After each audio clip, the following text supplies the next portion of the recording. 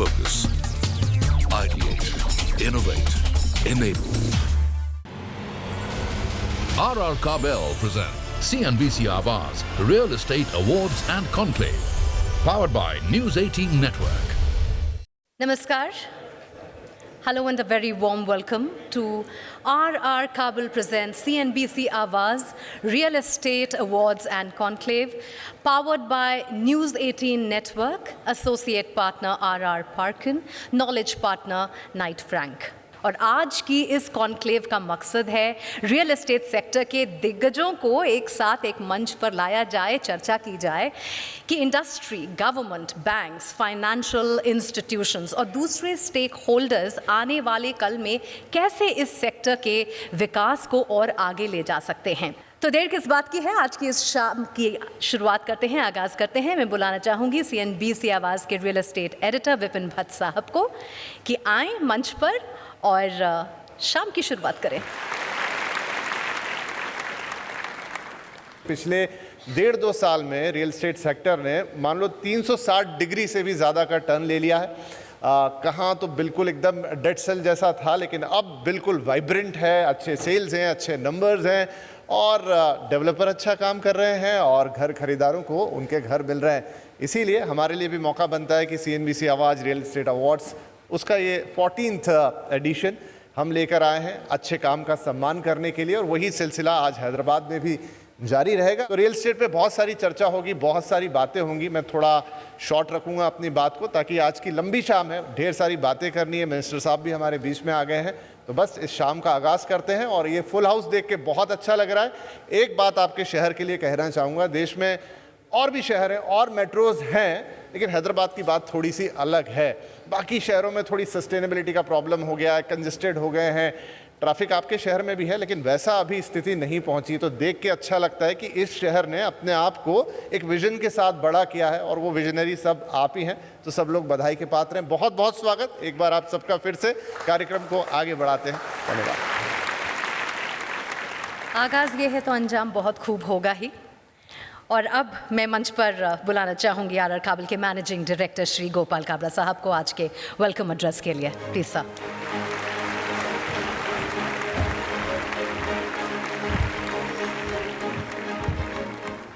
आज के हमारे मुख्य अतिथि श्री KT रामाराव जी।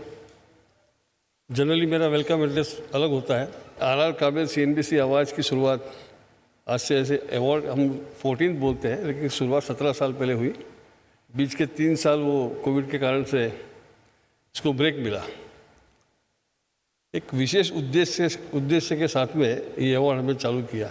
तो ये अवार्ड की शुरुआत हमने जो की, सम्मान मिले, देश में सुरक्षा हो, तो सबसे पहले हम एक अवार्ड करते थे। तो देखा कि उसमें बड़े बड़े बिल्डर को खाली अवार्ड मिलता था, हमारे मीडियम साथ ही रह जाते थे। तो हमने एक अवार्ड के बदले 5 अवार्ड किए। तो 4 zonal, east, west, south, north. अब देखा उसके बाद भी कुछ शहर रह जाते हैं, तो हमने और विपिन जी और CNBC टीम ने पूरे मिलके हमने ये सोचा कि 5 अवार्ड के साथ साथ अब उसके पहले 3 प्री इवेंट करें ताकि हम अधिक से अधिक लोगों तक पहुंच सके। रियल इस्टेट एक अच्छा क्षेत्र है, इन्वेस्टर के लिए भी, रहने वालों के लिए भी, बिल्डर के लिए। तो ये क्षेत्र, ये जो रियल इस्टेट सेक्टर है, इसको कैसे बड़ा बनाया जा सके, सम्मान किया जा सके, इसी आधार के लिए हमने ये किया। तो न केवल बिल्डर को रिस्पेक्ट मिला, अवार्ड को हमने इतना प्रामाणिकता रखी कि अवार्ड को सेल्फ को इतना सम्मानित किया। इसलिए एक फ़ोन पर, एक मैसेज पर हर अवार्ड पे लोग आते हैं। हमारा हर कोई भी RR काबल CNBC अवार्ड का फंक्शन होता है। आज बोलता हूँ मैं ईमानदारी से, पिछले 10 साल से मेरे को किसको फ़ोन नहीं करना पड़ रहा है। लोग आते हैं क्योंकि लोगों को मालूम है यहाँ आने के बाद अच्छे लोगों से मिलना होगा, कुछ संपर्क होगा और कुछ ज्ञान प्राप्त होगा। मैं वापस RR काबल CNBC ओर से आपका स्वागत करता हूँ। बहुत बहुत धन्यवाद। बहुत शुक्रिया काबरा साहब आपका। और अब वक्त है आज के शाम के चीफ गेस्ट को आमंत्रित करने का। Shri KT Ramarao, minister for municipal administration and urban development, industries and commerce and information technology, electronics and communication, Telangana. Shri KT Ramarao ji का जोरदार तालियों से स्वागत करें। Thank you. Good evening. Thank you to the team of CNBC for inviting me here. Thank you, Mr. Bhatt. Thank you, Kabra ji. Thank you to the family of CNBC, and I see a lot of friends from the construction industry, from the real estate industry. A very warm evening to all of you. As was pointed out, this is an event that was extremely important, so I made it a point, even though I went to the district, I made it a point to come back, attend in time, and I'm glad that I could make it. Because a lot of people actually do not understand the importance of home building industry and construction industry in our society. Because typically it's looked at as an easy kind of a business to enter in, an easy kind of business with low entry barriers, etc. The fact is, I think during COVID, जब Covid pandemic चली थी, तो बहुत सारे लोगों को एहसास हुआ कि कितने लोगों को real estate sector, construction industry employ करती है.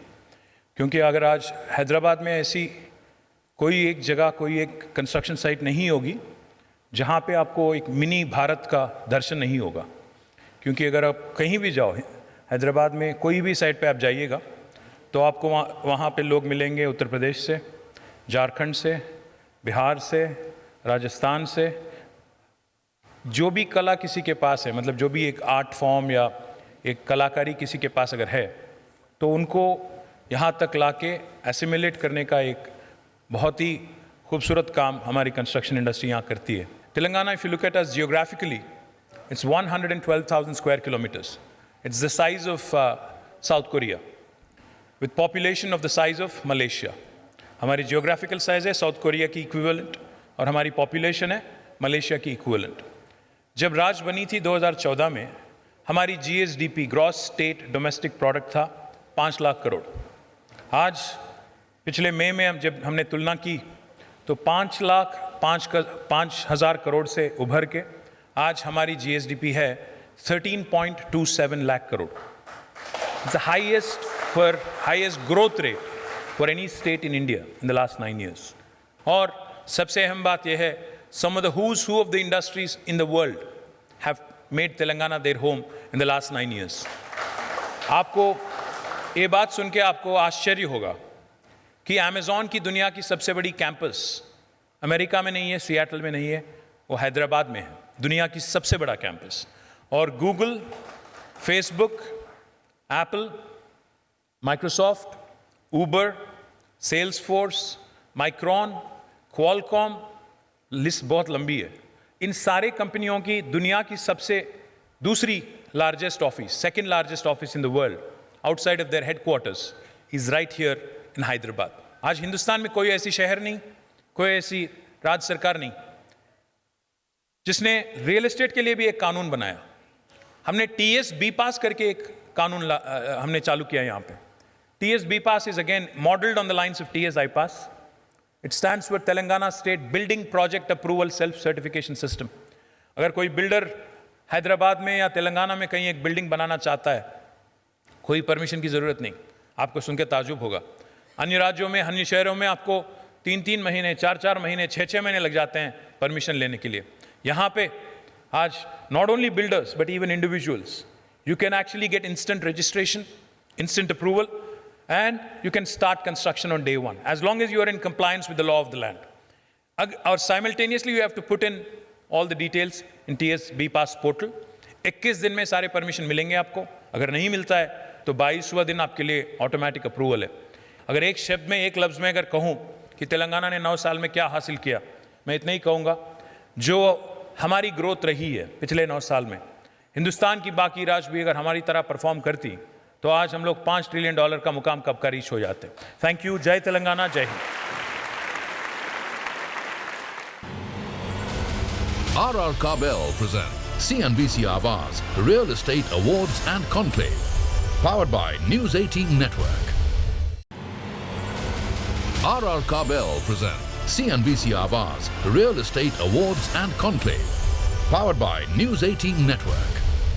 May I now invite Vipin Bhatt Sahab on the dais. आप आएं और सर का स्वागत करें, फेलिसिटेशन करें.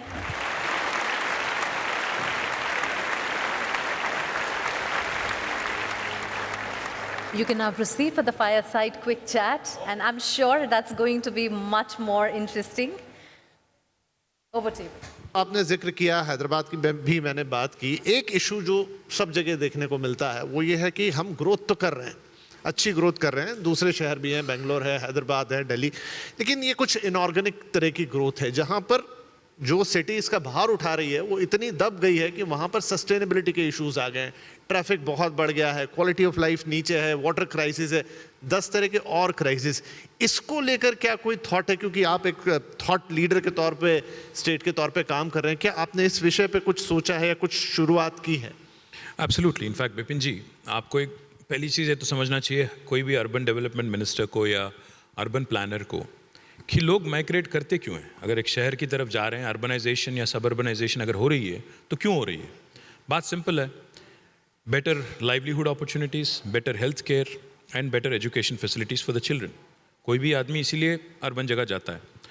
अगर हम लोग ये सिंपल चीज़ को समझ गए तो हमको ये भी इस चीज़ का भी एहसास होना चाहिए कि पिछले 5000 साल में जितना अर्बनाइजेशन हुआ है, आपको सिमिलर मैग्नीट्यूड से ज़्यादा अर्बनाइजेशन आगे आने वाली 50 साल में होने वाली है। Now as urbanization and suburbanization increases, the one big challenge for every government is how do you ensure, like you said, infrastructure does not crumble? क्योंकि जैसे मैंने अभी बताया आपको, तेलंगाना की पूरी एरिया है 1,12,000 स्क्वायर किलोमीटर्स, हैदराबाद की एरिया है 675 स्क्वायर किलोमीटर्स अगर जियोग्राफिकली अगर आप देखेंगे। बट अगर आबादी का डिस्ट्रीब्यूशन अगर आप देखेंगे तो 4 करोड़ जो तेलंगाना की आबादी है उसमें से 1.25 करोड़ हैदराबाद में है, एक 675 स्क्वायर किलोमीटर पीस में है। तो आप देख सकते हैं कि डेंसिटी कितना ज़्यादा है और दबाव कितना ज़्यादा होगा इंफ्रास्ट्रक्चर का इसी पे। तो इसीलिए हमने कोशिश की विथ एटमोस्ट कॉन्शियसनेस कि पीने की पानी की जो सुविधा है, because you know the basics have to be meted out, basics have to be dealt with. So what we have done is we have ensured that Hyderabad has become now a water security city, water secure city till the year 2050 without, irrespective of what kind of population growth we will have. हमने provision किया, हमने गोदावरी से, कृष्णा से हमने long distance pipeline और project हमने कई सारे एग्जीक्यूट किया. We are the first state in India by the way to give portable drinking water connection to each and every one of our 10 million homes. And the idea is, Hyderabad में जो alternate आज power water supply हम करते हैं, इसको हम daily करना चाहते हैं, आगे जाके 24 घंटा भी करने की प्लान कर रहे हैं. The second and most important thing, I think what ever growth you have, what ever explosive growth you have, you also have to realize that when people start moving towards an urban area for better healthcare and better education, why not start putting better education facilities and healthcare facilities in their own neighborhood? So today, I'm happy to share with you that Telangana is the first state in India which will have a super specialty hospital, a 500-bedded super specialty hospital in each and every district headquarter, along with a medical college and a nursing college in each and every district. So healthcare issue has been addressed by way of that. So better healthcare is one aspect. Better educational facilities. We have launched 1,001 residential schools in the government system, where we engage 6 lakh children and we provide for everything. So better education, better healthcare, साथ ही साथ water security and infrastructure. तो मैं क्या कह रहा हूँ, infrastructure पे ध्यान देना जरूरी है. Basic utilities जैसे पावर है, वाटर है, रोड इंफ्रास्ट्रक्चर है, ड्रेन इंफ्रास्ट्रक्चर है, इन चीज़ों पे हमने ध्यान दिया. हैदराबाद तो नो डाउट बहुत अच्छा है. मैंने जब हम आ रहे थे अंदर तो आपसे जिक्र किया कि 20 साल पहले मेरा अनुभव है और वो तब इतना अच्छा था, तो आज तो चीज़ें बहुत आगे बढ़ गई. लेकिन एक हैदराबाद, एक बेंगलुरु, एक दिल्ली, एक कलकत्ता, उसकी जगह अगर मैं सिर्फ तेलंगाना की चलिए बात कर लेता हूँ, एक की जगह 4 हैदराबाद क्यों नहीं? मतलब एक ही सिटी पर इतना सब कुछ करना, उसकी जगह 4 ऐसे city. I know it's easier said than done, लेकिन क्या वो approach? We've already taken that approach as well in tier 2 towns. Now in about 7 towns in Telangana, Karimnagar, Nizamabad, Nalgonda, Mehboob-nagar, Siddipet, we've launched Nizamabad, we've launched IT plug-and-play infrastructure facilities. So we're pushing IT to tier 2 towns. In fact, we have set a very ambitious target of creating 50,000 jobs, and Warangal also, 50,000 jobs in the IT sector in tier 2 towns. Because जैसे मैंने कहा आपको, 9,05,000 लोग आज हैदराबाद में काम करते हैं आईटी सेक्टर में, सिर्फ आईटी सेक्टर में. अगर इनमें से जो कम से कम एक 15% लोग भी अगर बाहर रूरल डिस्ट्रिक्ट्स में, रूरल हब्स में या टियर 2 टाउन्स में काम करेंगे तो लोड यहाँ कम होगा और वहाँ पे भी उनके लिए एम्प्लॉयमेंट गेनफुल होगी.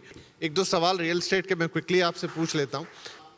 आपके राज्य में अच्छा चल रहा है रियल एस्टेट, ग्रीन और सस्टेनेबिलिटी की भी बात हो रही, क्योंकि ये एक बहुत इंपॉर्टेंट क्वेश्चन है और इस समय काफ़ी ज़्यादा इम्फेसिस है केंद्र का भी और इनफैक्ट पूरी दुनिया का, राज्यों का भी, कि आप सस्टेनेबिलिटी की बात कीजिए, आप ग्रीन की बात कीजिए। तो क्या राज्य सरकार की तरफ से ऐसे कुछ इनिशिएटिव हैं जहां पर आप ग्रीन सस्टेनेबल बिल्डिंग को बढ़ावा दे रहे हैं और अपनी तरफ से कुछ उनको इनिशिएटिव्स भी दे रहे हैं और साथ में कुछ कंपनसेशंस भी हैं? CII's Green Building Council is right here, headquartered in Hyderabad. In fact, we have the most number of green buildings in the entire country for any city. I can proudly say that. Even our secretariat, which is newly built, is green certified. Even the new IT hub that I've inaugurated about 1 week ago in Siddipet, even that is green building certified. In fact, I think it has got a gold rating. Shekhar Reddy has given me a gold rating certificate. So I can proudly say that we are leading from the front. We are not only looking at green building ratings and cool roofing policies, etc. हमने दोनों policies भी लागू किया है यहाँ पे. पिछले 8 साल में हमने तेलंगाना राज्य में 2 important चीज़ हमने की. एक चीज़ तो यह है कि हमारी रूरल डेवलपमेंट की जो एक्ट होती है, पंचायती राज एक्ट और म्युनिसिपल एक्ट, दोनों जो कानून होते हैं, उसमें हमने डाल दिया कि 10% बजट, चाहे वो विलेज पंचायत हो, ग्राम पंचायत हो या म्युनिसिपैलिटी हो, 10% बजट आपका खर्च होना चाहिए. ग्रीन बजट उसका नाम है, ग्रीनिंग पे खर्च होना चाहिए. उस वजह से क्या हुआ, पिछले 8 साल में 9 साल में हमने 240 करोड़ 240 करोड़ हमने ट्रीज सैपलिंग्स को हमने प्लांट किया. और कानून में हमने ये भी डाल दिया कि 85% अगर सर्वाइवल नहीं होता है तो काउंसिलर हो या ग्राम पंचायत के सरपंच हो, उनकी पद से निकाला जा सकता है. ये कोई राज्य सरकार डेर नहीं करेगी, हमने किया. इसलिए आज Telangana is a shining example of how to green your state. Our green cover has risen from 24% to 31.7%, 7.7% increase, highest in India. We have created new forest area of 5,13,000 acres. But most importantly, like I said, we've also focused on sustainable mobility. We're electrifying our public transport. We're going to introduce about 1,000 buses in Hyderabad. That would be about nearly 1/4 of Hyderabad's fleet. Likewise, we are encouraging our people to take metro. Metro has yesterday, in fact, crossed 5 lakh ridership. We are going to add Airport Express next, and we'll continue to improve on these initiatives, which will make our city more sustainable and more green. Besides, of course, ensuring that green building norms are followed by the construction industry. ठीक है, मेरा आखिरी सवाल वो ये कि numbers भी कह रहे हैं कि इस वक्त हैदराबाद ने सबसे अच्छा सेल रिकॉर्ड किया है 22-23 में. और हमारे लिए तो आदत हो गई है. पिछले अगर आप 2-3 साल से देखेंगे, मैं मजाक नहीं कर रहा हूँ, आप एनारॉक देख लो, आप कुशमन वेकफील्ड की रिपोर्ट देख लो, JLL देख लो, CBRE देख लो, जो भी देख लो, पिछले 3-4 सालों में लगातार हमने हर क्वार्टर के बाद, you will see, and even today we are tired also of tweeting and gloating. क्या हो गया ना, मेरी टीम भी नहीं कर रही है आजकल. हर रिपोर्ट यही कहती है कि बाकी हिंदुस्तान में शहर में थोड़ा इधर उधर चल रहा है, but Hyderabad is that one bright spot in India where real estate is shining bright. And I promise you, all of you, that stable leadership, stable governance, enable leadership, which is available in Telangana, will maintain continuity and will continue to make Hyderabad a north star of sorts in terms of leading the rest of the India. Definitely. और मैं lysis Foras के number quote कर रहा हूँ. शेखर रेड्डी साहब जानते हैं कि वो कितने क्रिटिकल रहते हैं जब ये नंबर बनाते हैं, बट उनके भी नंबर कह रहे हैं, सो बिल्कुल वो बात होगी. मेरा सवाल इसमें ये था कि अच्छा चल रहा है सब कुछ, एक इशू है जो रेरा है, इम्प्लीमेंट तो हुआ है लेकिन अभी भी मोस्ट ऑफ द स्टेट में उसकी वो पकड़ नहीं है उसकी, क्योंकि वो एकमात्र टूल है जनता के पास, पब्लिक के पास, ग्राहक के पास, जहां वो अगर कोई प्रॉब्लम है तो बोल सकता है. और मैं अभी नहीं मानता कि शायद इवन तेलंगाना भी, जहां सारे इश्यूज सॉल्व हो गए हैं और किसी को कोई शिकायत नहीं है, रेरा का इम्प्लीमेंटेशन प्रॉपरली हो, वो एक स्ट्रॉन्ग बॉडी बने, उसके लिए राज्य सरकार के कुछ प्रयास. There's a very interesting saying, Bipin ji, success has many fathers, failure is an orphan. क्या होता है कि जब इंडस्ट्री सब अच्छा चल रहा है, ग्रोथ अच्छी है, तो सारे चीज़ एक ग्रोथ में, सक्सेस में दब जाती हैं, छुप जाती हैं, ज़्यादा सुनने को नहीं मिलता, ज़्यादा मतलब ऐसे किससे सुनने को नहीं मिलते हैं. बट जब एक बार थोड़ा इंडस्ट्री स्लो डाउन हो गया, तो थोड़ा मतलब इंटरेस्ट रेट्स बढ़ गए या कुछ प्रॉब्लम चल रहा है, तब जाके सारे चीज़ they will start taking centre stage. I agree with you. I will not lie to you and tell you that we have a picture perfect system here with respect to real estate regulatory authority. In fact, on the 1st of July, our new commissioner has taken charge, and he's a very seasoned man. And I've promised the industry here that he will start taking all the issues, that need to be addressed. He'll start taking it up in the right earnest. And trust me when I say this, We have, dealt with full earnestness and full sincerity when it comes to issues of the public, issues of, the buyers, home buyers. So I promise you, whatever pending issues there are, they will be dealt with swiftly. They will be dealt with very forcefully as per the statute, whatever is mandated by RERA. जैसा तेलंगाना राज्य बाकी चीज़ों में भी एक मिसाल बन गया हिंदुस्तान के लिए, मैं आपसे वादा करता हूँ आगे आने वाली 6-7 महीनों में आपको ये भी सुनने को मिलेगा कि रेरा इम्प्लीमेंटेशन कैसे किया जाए, तेलंगाना जैसा किया जाए, ये आपको मैं वादा करता हूँ। बहुत ही इसमें तालियां बनती हैं। तो डेफिनेटली हम भी उम्मीद करेंगे कि जहां एक तरफ आप सारी चीज़ें फैसिलिटेट कर रहे हैं, चाहे वो इंडस्ट्री के लिए ओवरऑल हो या रियल स्टेट के लिए हो, तो वहां ग्राहकों का, खरीदारों का भी आप पूरा ख्याल रखेंगे और तेलंगाना स्टेट को एक नए मुकाम पे पहुंचाएंगे। तो बहुत शुभकामनाएं और बहुत बहुत धन्यवाद मंत्री जी। Thank you very much. RR Kabel present CNBC Awaaz Real Estate Awards and Conclave. Powered by News 18 Network.